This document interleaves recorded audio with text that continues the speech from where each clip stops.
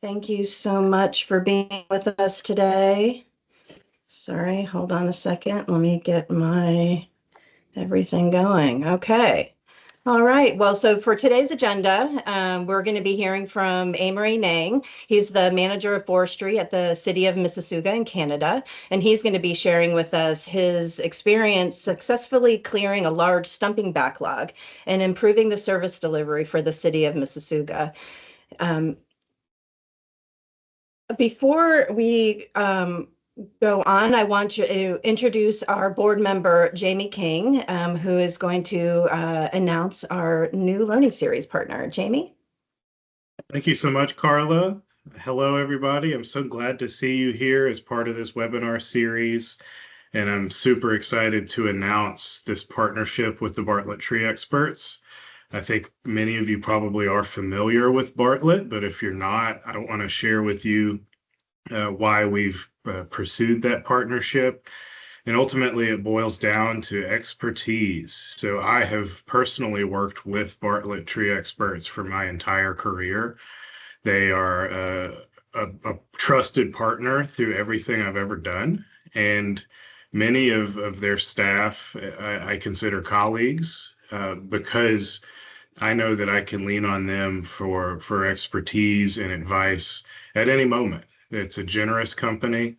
They're responsible, they're diligent, and that's why we pursued this sponsorship. And I'm happy to share that they're going to be sharing their expertise with us, the Urban and Community Forestry Society, through this partnership, structured way that benefits us all. And if you have any questions on that, please reach out to me. I'm the current vice president of UCFS, and you can reach me at jking, the letter J, .org. That's all I had to say. I'm going to be sitting in to learn today too. I hope you have a great day. Thanks, Jamie. Be looking out for new upcoming learning series webinars over the next year. We'll be having several that we'll be working closely with Bartlett on. So we're looking forward to that. Thank you also to Planet Geo and EOScene, our trusted sponsors. We couldn't support you without their support. So thank you very much to them.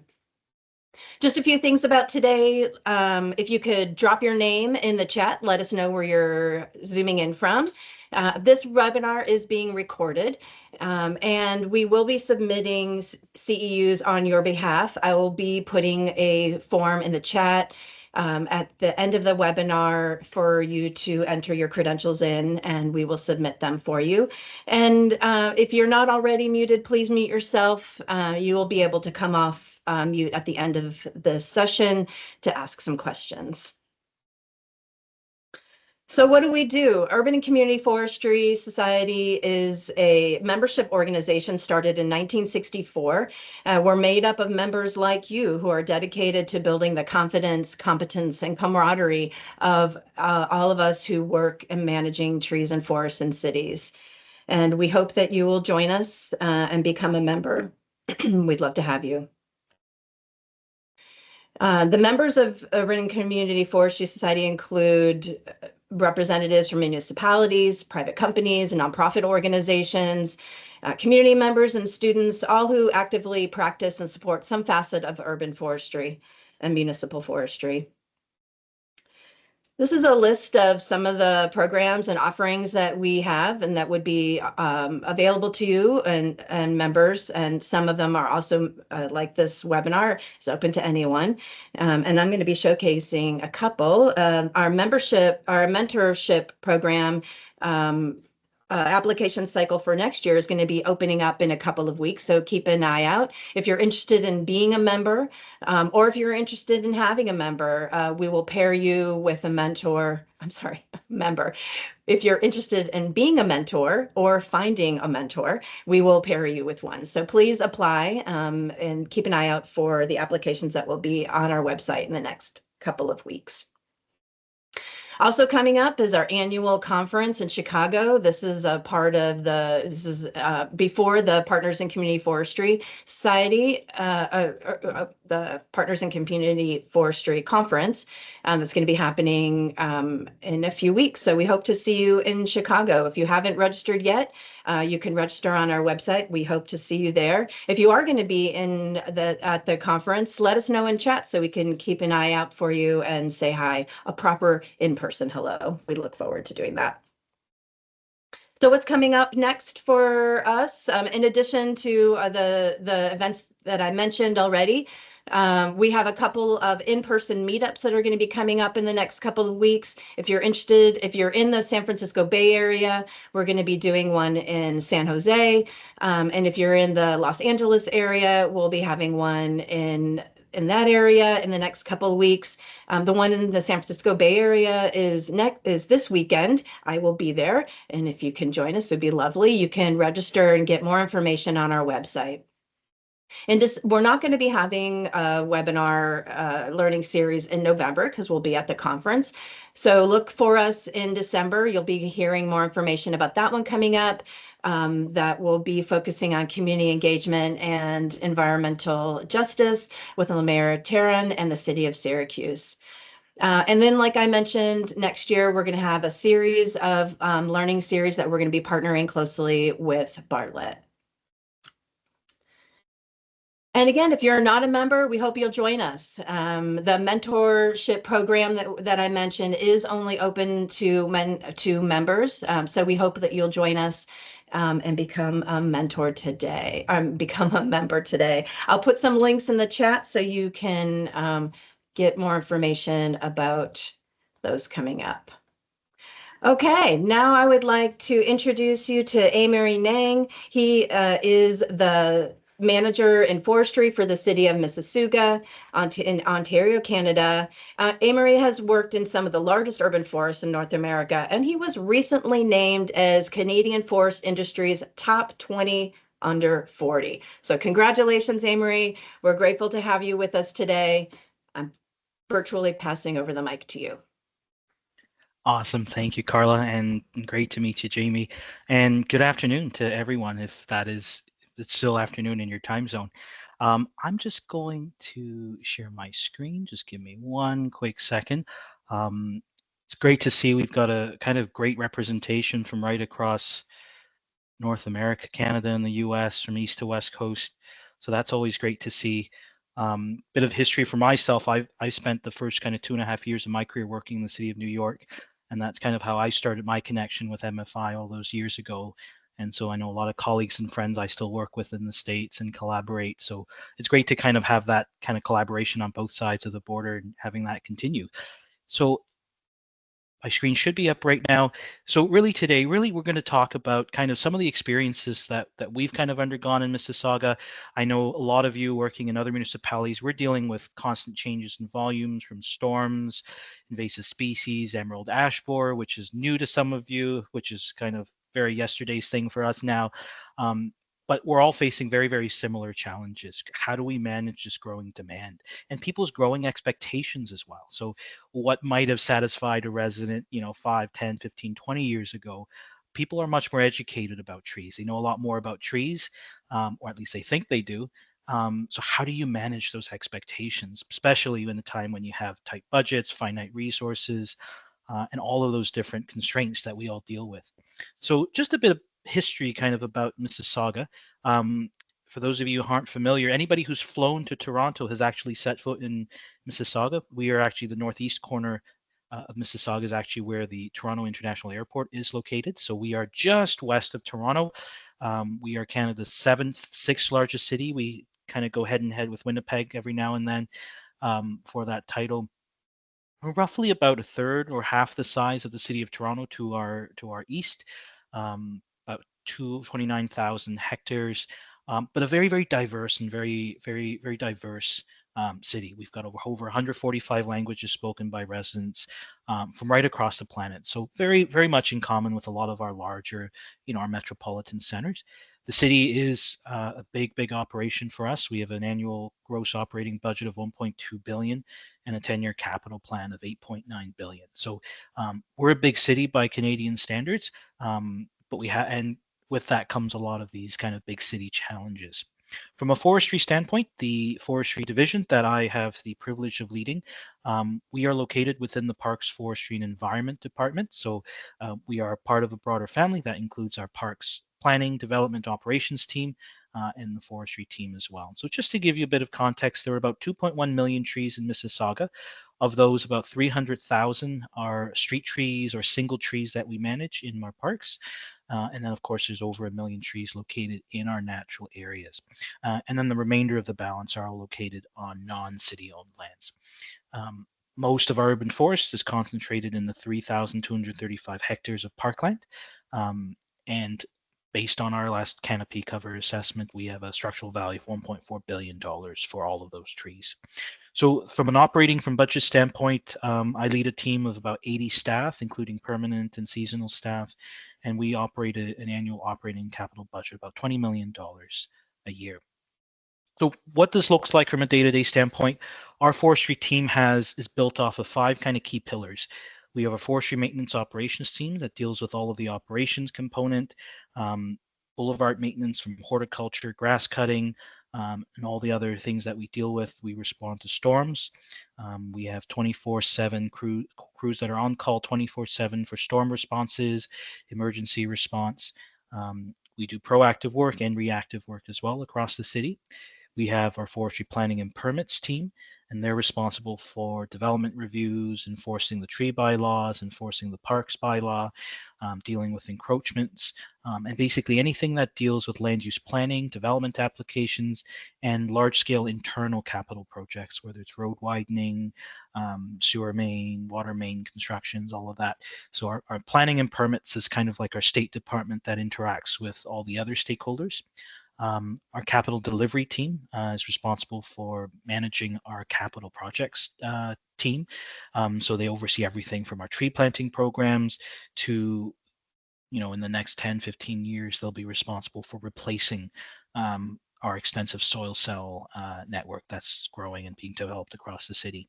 Resource management does a lot of the data and analytics behind the scene, and they do our woodland management program. So our forests are FSC certified in Mississauga.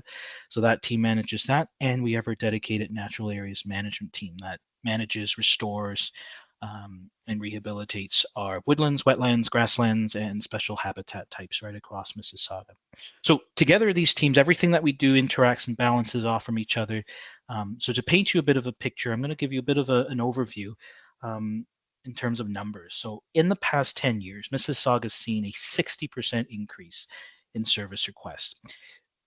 It's a very substantial number. It's not just driven by more residents coming to the city. There's a bit more behind that. We've had a 144% increase in work orders over the past 10 years. That's partially driven by an urban forest that's maturing, but also largely driven by EAB. And with our new revised tree protection bylaw, public and private tree protection bylaws, we've also seen a 694% increase in tree permit applications. So really incredible amounts in growth and change that we've seen over the past couple of years. And these are things that like municipal foresters and arborists deal with on a regular basis. How do you manage all of these services? City of Mississauga is a growing city. 20, 30, 50 years ago, the city was largely farmland and slightly developed portion in the south. And now we're seeing very large scale increases in demand for work.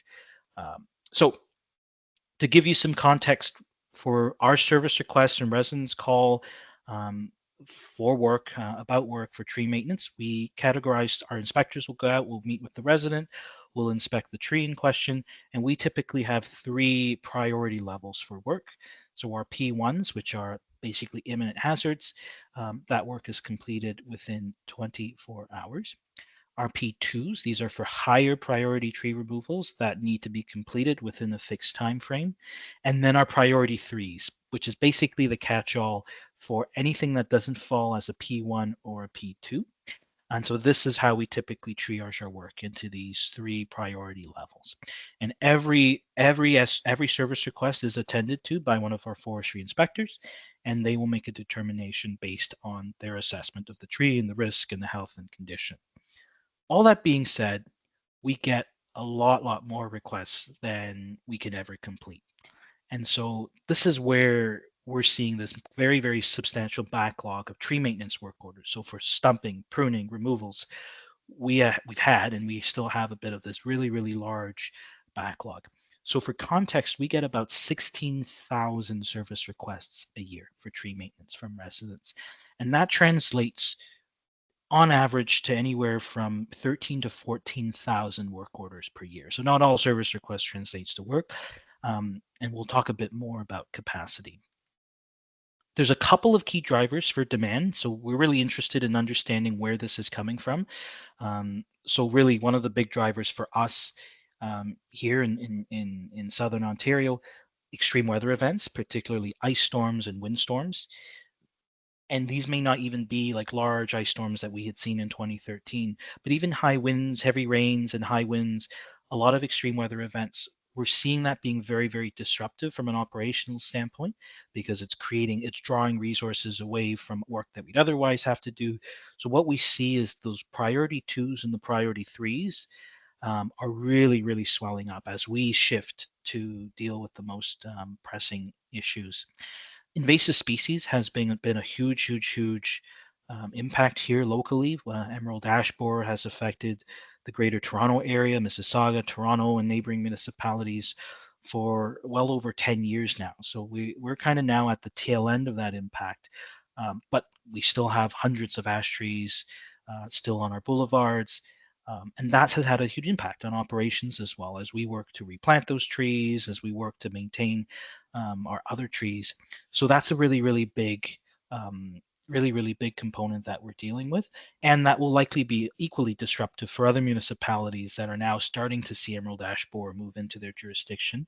But particularly for us, since we had a pretty high proportion of ash trees in urban forests.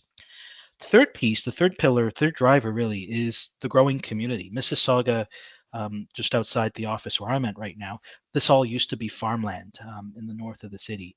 The landscape is completely transformed. There's barely any farmland left in Mississauga. Virtually all has been constructed. There's no more like Greenland type development taking place. It's all intensification now. So we have massive developments along the lakeshore of Lake Ontario and in the city center further north in the city. So that's become very challenging because the available growing space is coming down and the conditions of what space is left over. That means trees that used to grow in an open field, you might be just looking at, trees in hardscape growing in either a planter or in soil cells or some other technology. And so naturally that's also skewing the demand. Those trees are higher maintenance, they have shorter lifespans typically. So that's also has heightened our operational tempo in that, we're maintaining trees now on a much more frequent basis. And the last piece too is urban forest has grown. Mississauga's had a million tree campaign for a number of years. We've been planting trees proactively as part of through the development process and also on a proactive basis. And we also have to confront the reality. Our forest is growing. We have more trees than before. And thankfully, in many cases, many of these trees are larger and older than before, but that also results in a larger maintenance implication. So all trees will die and will come to the end of their life cycle. So how are we accounting for that? There will be a natural flow, a natural increase in work volumes. So in terms of that, all of this builds up to a giant backlogs, right? So we're basically treading water to keep on top of the incoming work, the storms, responding to invasive species, poor growing conditions for trees, and a maturing urban forest. The biggest component of us needing to get ahead of this and get our heads above water, we need to get the backlog out of the way. So that's kind of the first piece. The second piece following that is how do we keep ourselves from falling back into a backlog? So in the next slide here, we've worked kind of systematically. We used a multi-staged approach to deal with our backlog. The first piece for us, which is kind of the most sensitive piece because it also affects replanting, is the stumping backlog.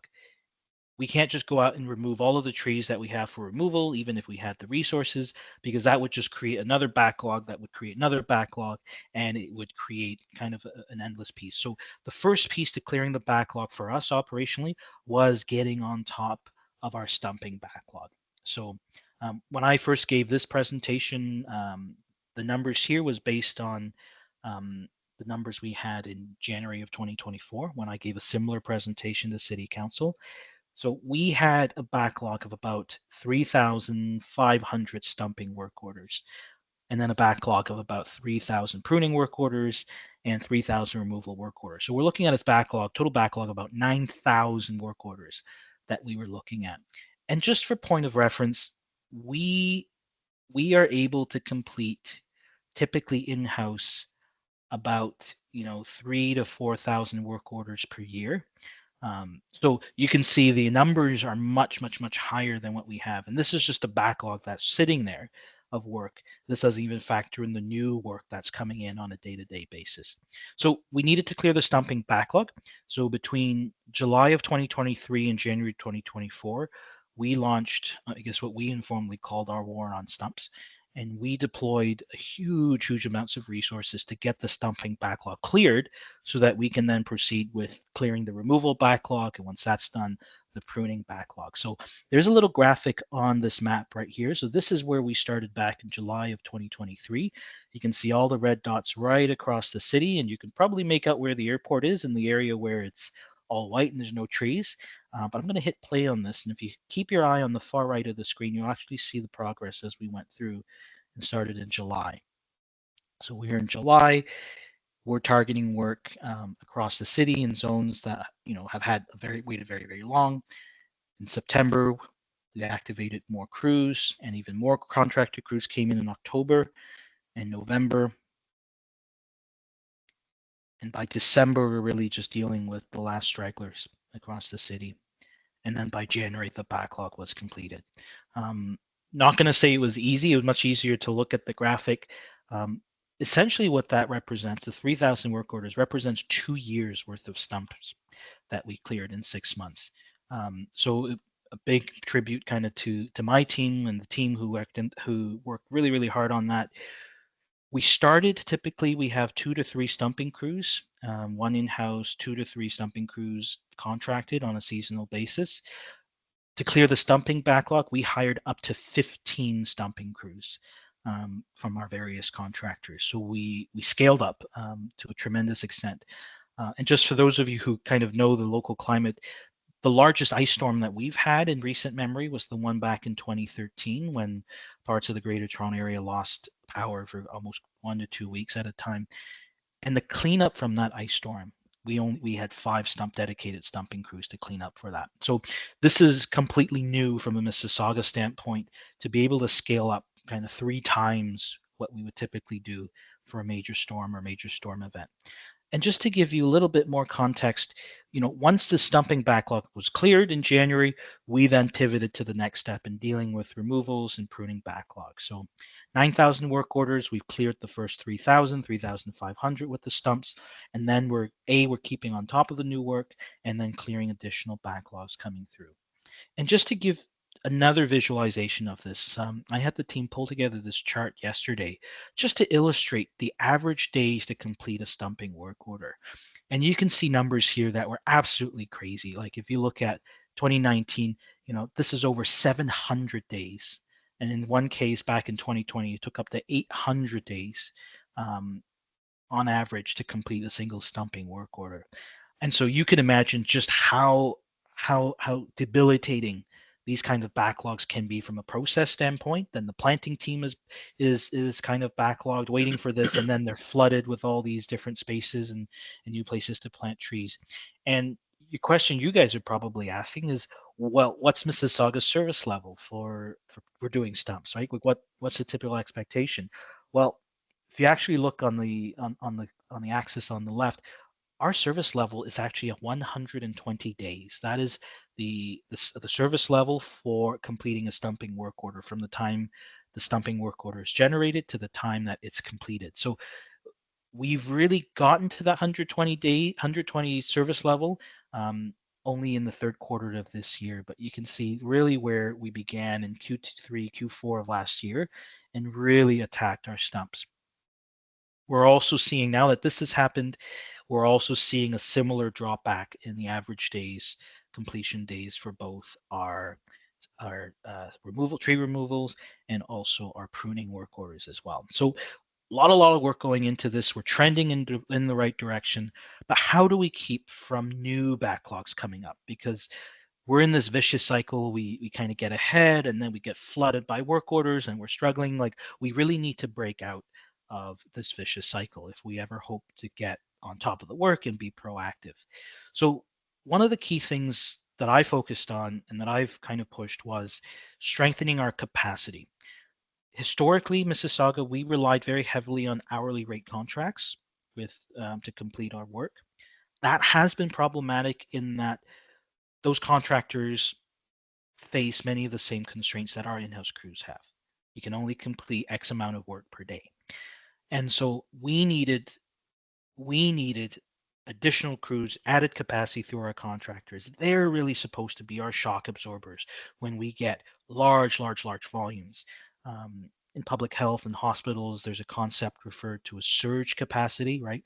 An emergency room's ability to take huge surges in patient numbers from a specific event or a crisis. And that's something we needed to build in Mississauga as well. So we pivoted and we created a new tree maintenance contract. We moved away from hourly rate contracts. We used fixed unit rate contracts, all based on DBH size. So we had different size classes, let's say 0 to 20, 20 to 40 centimeters diameter, and so on and so forth. And then we also had different priority levels. So work orders, how much would it cost to prune or remove a tree from 0 to 20 centimeters in diameter within 24 hours? 3 weeks, 4 weeks, 5 weeks, and so on and so forth. So we moved away from this hourly rate contract model, which tied us to individual crews. We're essentially renting crews from contractors, to more of a bounty system, as one counselor put it, right? Each tree, each work order is tied. There's a dollar amount we'll pay for the tree, for the work to be done, and for it to be done within a specific timeline. So what that actually does too is also it transfers and gives the contractors the ability to scale up their crews, right? And they need to. If there's enough work, they'll bring in more crews to do it. It also gives us fixed time frames for work completion. So this whole xylophone effect of, getting tons and tons of work, falling behind, catching up, we're really trying to flatten the curve, as it were, and try to mitigate these peaks and troughs and try to stabilize things. The other piece too, for us to be able to get into a proactive tree maintenance cycle, doing proactive things like block pruning, we needed more crews. There just physically were not enough contractors and crews on the road to be able to deal with that. So we needed to pivot that as well. And part of this overall approach to moving away from hourly rate contracts to fixed unit rate contracts was really optimizing pricing and maximizing value for the city and for our budgets, given that we knew exactly what our quantities were and could put that out there. So one of the pieces that we developed was moving to proactively maintaining our trees. And when I talk about proactive tree means, it's not just block pruning, but I'm talking about any proactive work that needs to be done, whether it's pruning, removals, or stumping. We wanted to commit and formalize a 7-year cycle. Previously, with our hourly rate contracts, we would bid out certain parts of the cities. We would do it on an ad hoc basis. But with all of these operational pressures, we were never able to firmly commit to a fixed map and a fixed 7-year cycle. We have done that right now, and we've organized the city into 7 areas. And this is work that's completed without service requests from residents. It's done proactively. Of course, I don't need to tell you all the different benefits that comes from, reducing the likelihood, severity of tree failures, potential risks, liability exposures, and also allowing us to get ahead of the curve in managing things before it comes up. And that would also help reduce service requests over the long term, but also reduce the likelihood of us having to remove a tree if we can proactively prune and mitigate risks ahead of time. One of the other key pieces too is we didn't want to simply tender out whole neighborhoods in the city to be pruned. Any work that is done on a proactive basis needed to be driven by an actual work order. So in the past, we'd let contractors go and prune a whole street. It didn't work well because it left us having to follow up on a lot of things. Wrong cuts were made, wrong trees were pruned, and so on and so forth. And so what we did was we moved to a strict work order system. Any tree that needs to be pruned, even on a proactive basis, would have a work order, and that work order would be driven by our inventory crews. So the city, also following a 7-year cycle, we have dedicated inventory crews with arborists that will inspect and update our inventory for 1/7 of the city every year. And as part of that inventory, they're also conducting a proactive inspection and creating work orders on their own initiative for that. And that allows also for a much more targeted and surgical approach. So when we assign work to our contractors, they can see exactly what the work volume is, what the size of the tree is. They know exactly what they're going to be paid for it, and they can match those resources to that contract. So let me show you a map of how Mississauga has the 7 years divided. So you're going to see a lot of different colors here. And the reason for that is operationally, we've divided the city into 2 districts, and you can see the purple and black dash line running kind of slanted off down the center. That actually is the contour of the Credit River that runs right through Mississauga. So everywhere west of the city and west of the river and east of the river actually has a perfect proportion of trees not just in terms of stem count, but also in terms of diameter, in terms of work. So what we've done to match our operational teams is we've actually broken the city in half and have a 7-year cycle in each half of the city. This allows for us to target multiple areas at once. So if you had a big storm or you've done a lot of maintenance work in one area, it allows us to cover off more of the city. It also allows us to respond to, criticisms that, oh, one councillor's ward was pruned 7 years ago. Now they're waiting 7 years. It's way too long. By breaking the city up into half and having 2 7-year cycles across the city, every ward is touched basically every 2 to 3 years at the most. So residents are also getting the chance to see this work happening in their wards and able to see that work taking place. Each of the zones that you see, each of the colored blocks, were also determined based on not just the stem count, the number of trees, but also based on the DBH of those trees as well. So the north of the city is largely, much newer subdivisions, industrial areas. So you're seeing much, much smaller trees. 1,000 smaller trees is not the same amount of work as 1,000, 50, 60, 100 centimeters DBH trees that requires, a lot more complexity. So by adjusting for the DBH, looking at the actual hours that be required to complete the work, we were able to divide the city into more or less even chunks. And this was something we needed to do, particularly from a budget standpoint too, because we can't get funding from council that surges from 10 million one year, 100,000 the next. Like those waves and those peaks and troughs are also very challenging from a financial standpoint.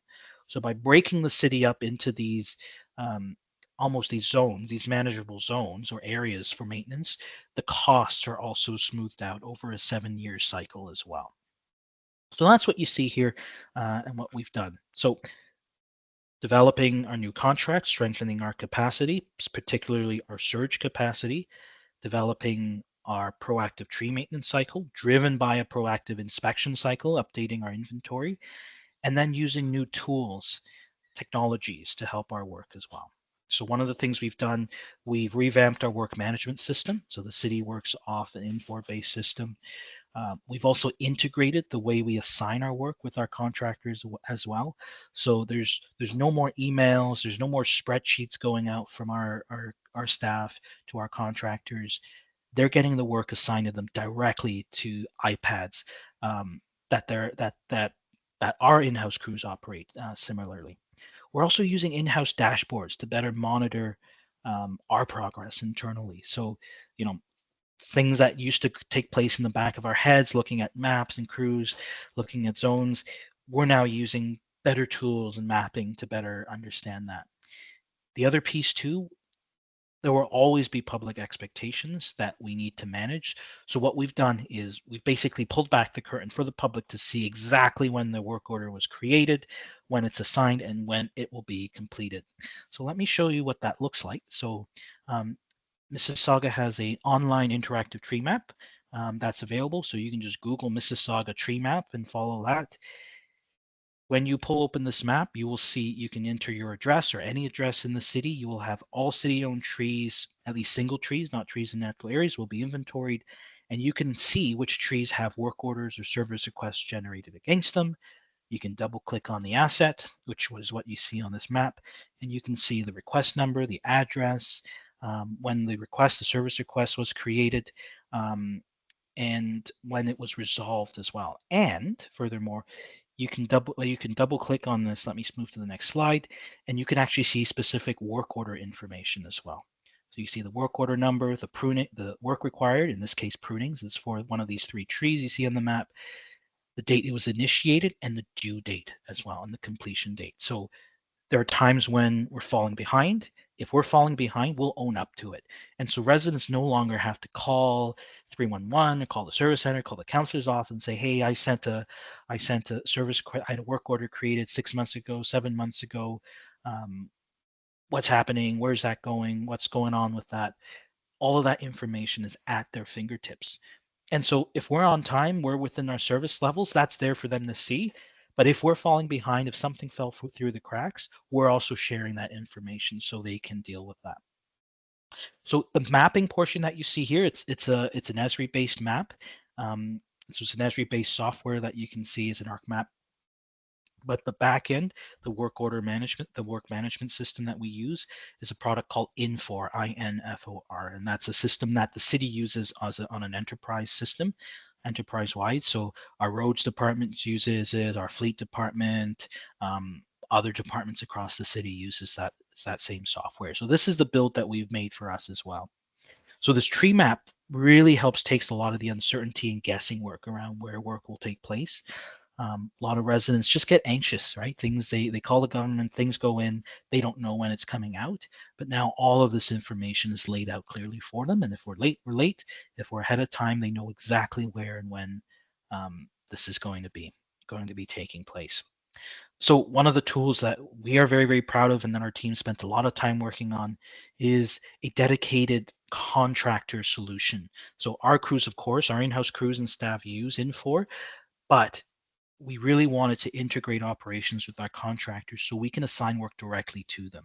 And this is really important because it cuts down on that lag time between you receiving work orders, grouping them together, and then issuing them to contractors. If they can get work the same way as our in-house crews can, then things are happening on a much timelier basis. And we don't have any orphaned work orders or work orders that are left behind or forgotten. And so this is actually a video which I'll click to show you guys. And don't worry, we will have time for questions as well. So you can see here right now a map of Mississauga on the right. You have the little cards indicating where the work orders are, and on the left of the screen, and this is actually optimized for use on a tablet, iPads. Each of these cards represent a unique work order that the contractor is responsible for. You can display the information as a map, or you can display it on the list view as well. So you can see the different activities, whether it's a prune or removal. You can also have it in a card view if you prefer, and you can sort and filter them however you want to be able to prioritize your work. Map view is typically the most common one that contractors and our staff uses. Also allows you to zoom in, so it has aerial, satellite, and ortho imagery available through our inventory and public mapping. So your stumping work orders, you can display them by priority, and you can also filter on these maps as well. If you want to see where intersections are, light posts, easements, property lines, you name it, all of that information is available. This is some of the different street maps that you can interface with as well. So some of our in-house crews and contractors will actually use this to map out their work in a day, map out their route. So you can actually pick out your location where you currently are and map out the fastest route to where the work is taking place. So we're really trying to cut out, the old paper-based model, paper-based processes, getting a stack of work orders or getting it through email and then having to map it all on Google Maps. You want the crews to be able to grab these work orders and just run with them. This is what one of the comments will look like for a typical work order of Deadwood, Elevate. You can also attach pictures, documents if there's specific history or things that you need there. And this is what an individual work order will look like. You'll see who initiated it, when it was started. The same information that is available off the public map. Of course, not to the same level of detail. We won't disclose who the contractor is and all that type of stuff. But all that information is there available for the public for the contractors to use. And so you can see the tree inventory is also displayed there as well. So you can actually see if there are work orders nearby that you can hit up as well while you're doing your work. There's different queries and settings that you can play around with. And different views. You can also view your closed work as well. So if you weren't sure if something was done or you want to review your work, contractors can also use this for invoicing purposes as well, right? So they can see exactly what was completed. It's all priced out. This is an Infor. So if you know on software, this is Infor, I-N-F-O-R. It's tied to our enterprise work management system.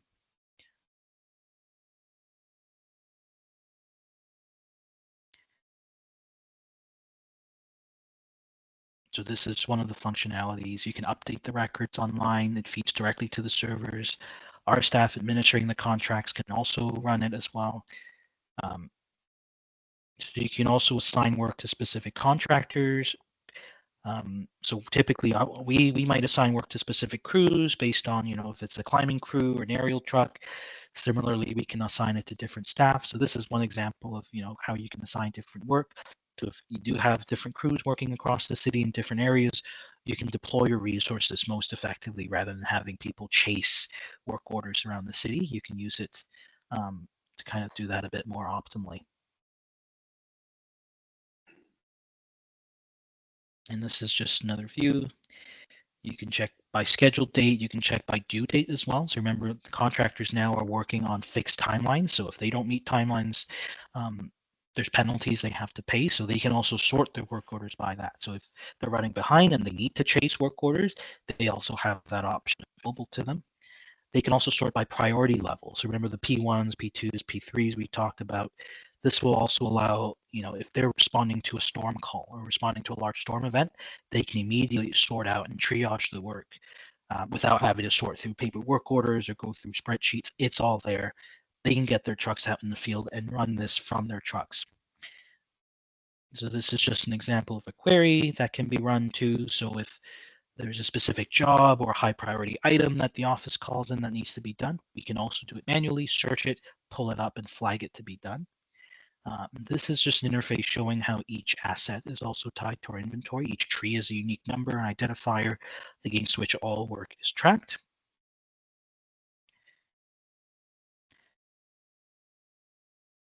And this is just synchronizing the work. So you do have to synchronize the iPad to have it feed up to our server, but it is a pretty nifty tool here.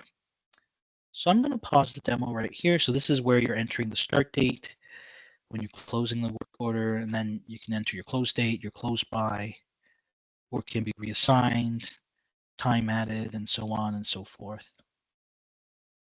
So yeah, that's basically a quick overview of kind of this tool that we use, our contractor solution for our mapping and for our work orders. And this has been absolutely incredible in trying to get work out on a crazy volume. We do have some growing pains with it as well. Originally, in this model, you see there's 25 work orders in this person's kind of queue. We were assigning upwards of 200,000 plus work orders for our contractors, and it became so much that the actual iPads would begin to freeze. The system couldn't actually take it. In some cases, the iPads would overheat. So that's something we've been working with our IT and development team to work around. When they developed it, they weren't dealing with the types of volumes and processing power that we required, but we're also now working around building some more functionality for that. But this is really allows both our in-house crews and contractors to work seamlessly together. Contractors are getting the same information flow. They're getting all the same real-time information they need to be able to do their jobs efficiently and effectively. So kind of closing us all off, all of this work will feed into our next forestry management plan. So we did do one 10 years ago. So I know like my team definitely wants to bake in a lot of these processes and these approaches into our management plan and have this as something that we can build off from. The other piece, we're also developing and bringing forward a growth model as part of our next budget. Every additional net new tree that we plant has an added operational impact. So Mississauga's in-house crews, we have 21 arborists. We've had the same complement of staff for over 20 years. So we have 21 arborists 20 years ago, and we still have 20 arborists today. Now the rest of the forestry team has grown. We have 80 odd staff working and planting and other teams. But we're going to keep falling into these backlogs if we're not able to keep things on top of our regular work. So what we've actually done is we will be bringing forward a growth model to council. And what that means is every year, as part of our base budget that we bring forward to council, we will be updating our base budget. So let's say you plant additional 10,000 trees.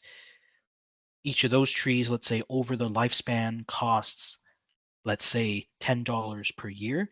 So there will be incremental budget adjustment for every single tree to cover the cost for it to be block pruned, for it to be stumped, removed, and so on and so forth. And this way, we're not running into these situations over and over again, because from a financial standpoint, that's also something that we run the risk of being compromised, is if our budgets don't grow with the size of our urban forest.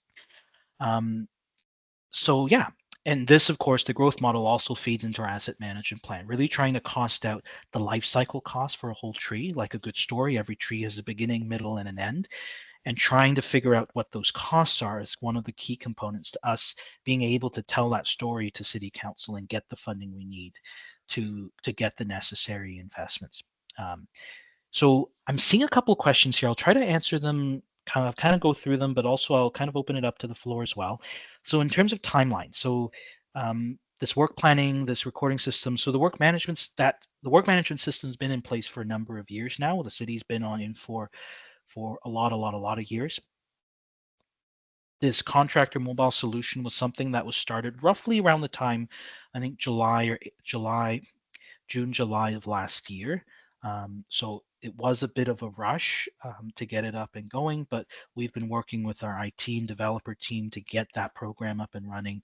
And the contract, so it was started in July of last year, and the new contract, the current contractors now use it, that contract was awarded at the end of June of this year. So that's when the contractors became operational. So it more or less took a whole calendar year to get it to a state where we can issue it to contractors. I see a question around funding as well. So as part of this approach, we did get one-time funding to kind of help get caught up. Part of that required us to lay out a systematic plan to be able to get caught up with that. So of course, that was largely funded through a capital program. And part of that was also with contributions from our EAB capital funds as well. The impact of EAB on Mississauga has been massive, right? So the impacts not just locally in front of residents' house, but right across the landscape, given just how high a proportion ash trees were in Mississauga. So that's been something that that's been able to help us transition. But of course, capital dollars are not going to be there forever, and those funds are not going to be something that we can rely on forever. So what we've actually developed too is a multi-year business plan with the support of Finance and Council to gradually increase our operating budgets, or at least to put requests to Council to incrementally increase our operating budget as we draw down those capital funds, so that we'll be able to maintain our operations at that level as well. So the transition to this Esri management tool. So most of it's done in-house. So we have a great GIS department in-house. When there's certain builds involved with IFI or the Infor solution, they may go directly to Infor to do that, but we do have a dedicated developer team in-house. And that's largely because Mississauga's had a very, very tight relationship in developing and using Info as a platform. So that's been a big big shift for us as well. So maybe I'll move to the last slide while we take more questions. See, another question here is, do we separate storm contractors from regular in-house and or contractor crews? So city staff typically are the first line of defense when it comes to storm calls. So we have 7 crews, 21 arborists. They are on call 24 hours a day, 7 days a week, 365 days a year. So when there are storms, our in-house crews respond to storms. They will surge if additional crews are needed. In-house crews will come in and they will supplement that capacity. The only time where we will bring in contractors is if the storm is very, very large and requires a sustained response. That's when contracted crews will come in to provide that added capacity. This typically only happens when there are large storm events. The typical, windstorm, ice storms, and kind of rainstorm type events are things that our in-house crews readily contain. So about 30% of our work is done in-house, 70% is contracted out. But the 30% that is done by in-house is basically our emergency response, so dealing with storm calls, being on call, and what I like to call, specialty jobs, right? Highly technical tree removals, work taking place on properties that are difficult to access. So really, we do kind of prize our in-house crews very much in that sense. So we kind of reserve them for the most sensitive and most challenging work and for storm work. And then the rest we use contractors to fill up the gaps. We also have on-call capabilities with our contractors as well. So one of the things we've done in this new contract that is quite different from past approaches is, and this is something we borrowed from our colleagues in the roads department, is we also have an on-call model for our emergency contractors. So they are the same existing contractors, but basically what happens is the contractor gets to bid on a rate to be on standby. So for each crew that we require them to put on standby, they've bid a rate for it as part of their contract, and they are free to set that rate, that hourly rate that they're on standby.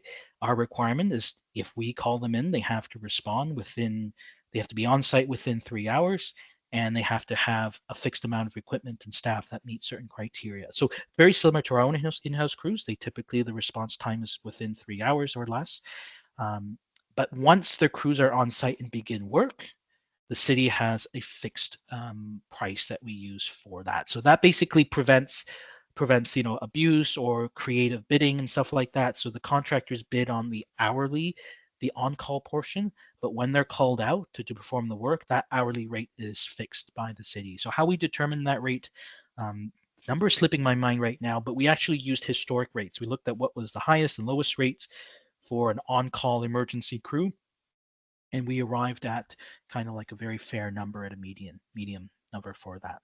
So yeah, happy to take any other questions you guys have. Hey, Marie, we've had a couple of questions that have come through on the Q&A. One question was from Meg Hanna. Was privately owned infrastructure at proximity to stumps a challenge for you? For example, fences, retaining walls, paving, and how did you navigate this with the landowners? Yeah, like any city, privately owned infrastructure can be an issue. So what we'll typically do, we'll troubleshoot with that. So the contractors will first attempt to speak to the resident, try to get their agreement to remove infrastructure. If there's like pavers or stones like that, we will typically remove it and either leave it nicely on their boulevard, on their lawn somewhere. But we usually start with knocking on the door, having a chat with them. If things get heated, then that's when city staff will come in. We'll have a conversation with them about that. It doesn't stop us from performing the work. It just takes a little bit more time to go through the customers, provide them with the customer service and talk them through it. In some cases where, there may be larger or more heavier infrastructure or stuff that the resident doesn't want to remove, we'll enter into conversation with the resident. Usually they're very understanding, but if it's something that we can't remove the stump, then we're not going to march up to them and demand that they remove it, unless there's a specific reason or need for us to do it, in which case we do have legal mechanisms under our bylaws and encroachment bylaws to manage that as well. But typically, usually it's a conversation or it's a site visit or a site meeting to deal with that. Great. So just a heads up to everyone, we're just a few minutes before the hour. I did just post in the chat the form to fill out for your credentials for CEUs. So please look for that in the chat. And you have until next Tuesday. So you got about 3 full days to fill that out. So please fill it out as soon as possible. We have a few minutes for chat for a couple of more questions. And Amory, if you have a few minutes, we could go a few minutes past the hour if needed. Is anyone interested in coming off mute and asking a question directly? If your question didn't get answered already.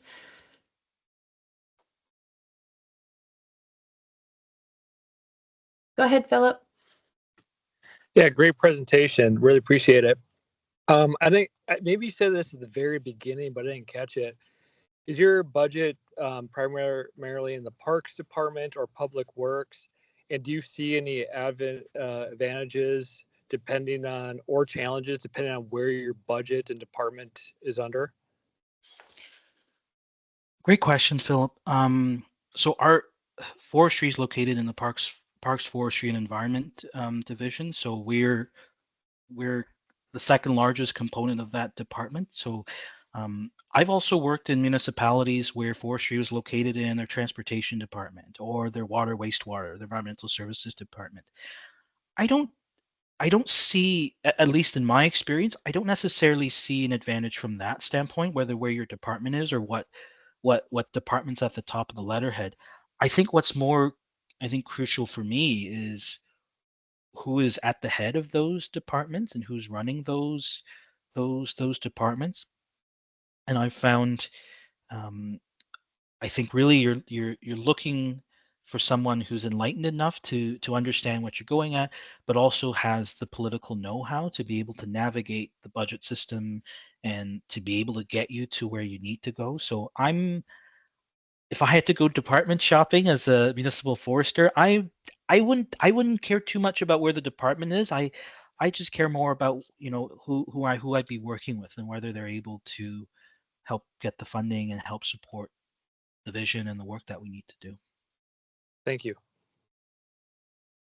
We have a question, hand up with Carrie Ann LaFrance. Want to come off mute and ask your question?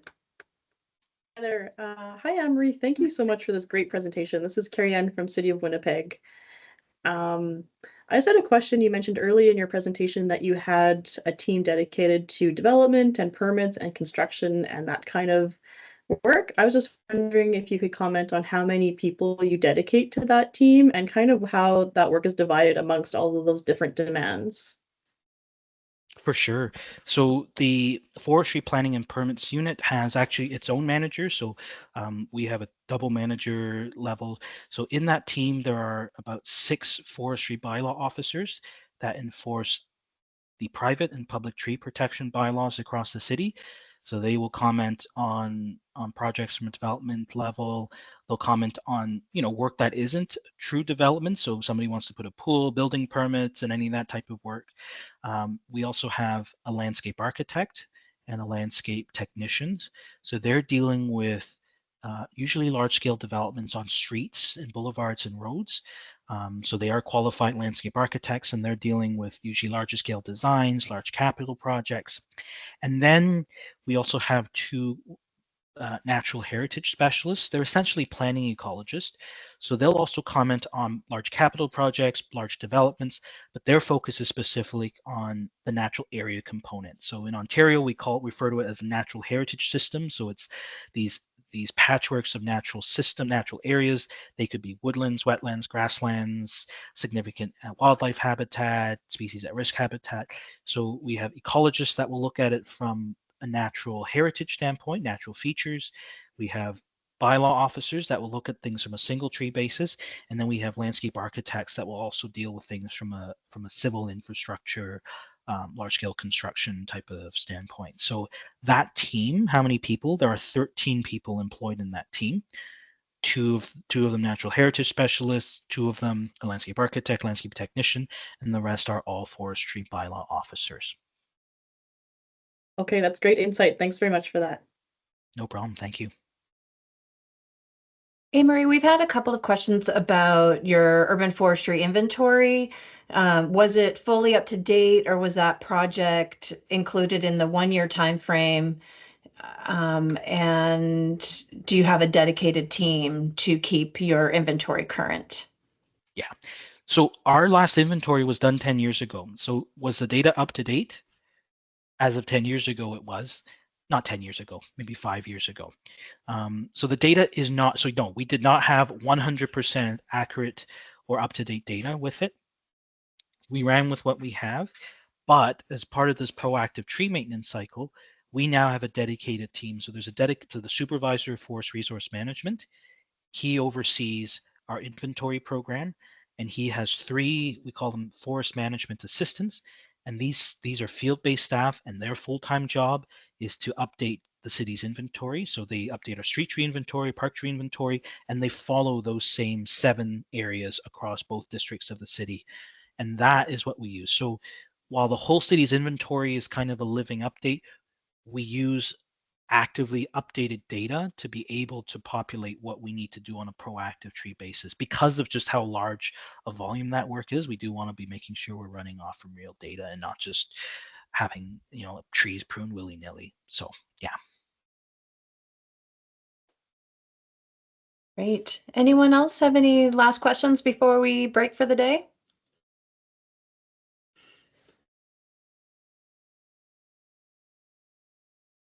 I see a hand up from Angops. Hi, can you hear me? Yes. Yeah, just a question about your switch to the unit rates versus the hourly rates. Have you been completely happy with that? Very happy with it. It's what we've actually seen is a lot more uptake from our vendors, at least the ones that we work with. So in some cases, we've seen vendors, like, because they've had so much work, they're able to see the work and price it all up front. We've seen vendors who traditionally would give the city, 2 crews or whatever, they're scaling up 6, 7 crews. They're able to plan the work. They know exactly where it's done. And maybe I should also add, when we did when we put the contract up for tender, we didn't just do a request for quotation. So it was not just based on lowest bid. We actually did a request for proposal. So the large majority of the points was actually based on a technical evaluation of the vendors, their safety procedures, the qualifications of their crews, their staff, and also their company's ability and capacity to handle work on the volumes we did as well. So I think on that basis, we did have, the vendors that the successful vendors have been very, very favorable to it. Some of the comments we did get from some of our vendors was, now that they get the same information and data that we get for managing our crews, we did get some surprise from some companies who may not have had the same level of back office support that a big municipality might have in the back end. So there's a bit of a learning curve with that, because they're now processing a lot of information on top of doing the accounting and bookkeeping for that as well. And Alan Selmar, you had your hand up. It looks like you have put it down, but if you still have a question, feel free to come off mic.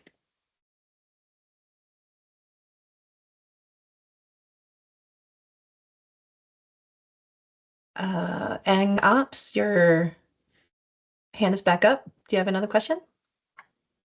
Yeah, you mentioned that you may issue penalties to your contractors for overdue work. Can you talk a bit about that? Sure. So we've introduced liquidated damages for this contract. So because there are fixed timelines associated with the work, including for work that is for potentially emergency work. So we went through an extensive costing exercise with our procurement and legal department to identify what those liquidated damages will be.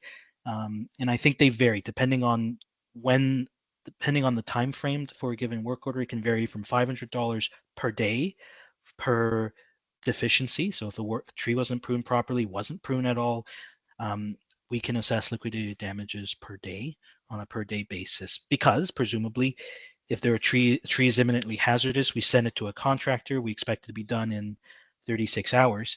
If the tree isn't removed in 36 hours, we're then having to scramble our own crews and pull them off other work to perform that work.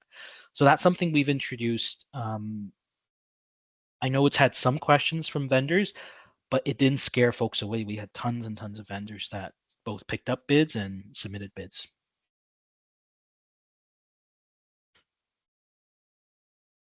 Well, thank you, Amory. This has been really fantastic. I'm assuming that many of us are wishing that we worked for the City of Mississauga with that amazing system of management, communicating with your contractors. Wow, I'm thoroughly impressed and envious. So thank you so much for sharing all of that. Gave us a lot of ideas and ways that we can improve our own work. And if you have any last questions for Amory, you can send me an email. I can forward it on to him. You'll be hearing from me in the next early next week. I'll be sending out a recording of this webinar. And if you have any other questions or need anything else, please reach out. Thank you so much for your time today. Really loved having all of you today. I hope to see some of you in Chicago. And until the next webinar, thank you so much. Have a great day. Bye. Bye, guys.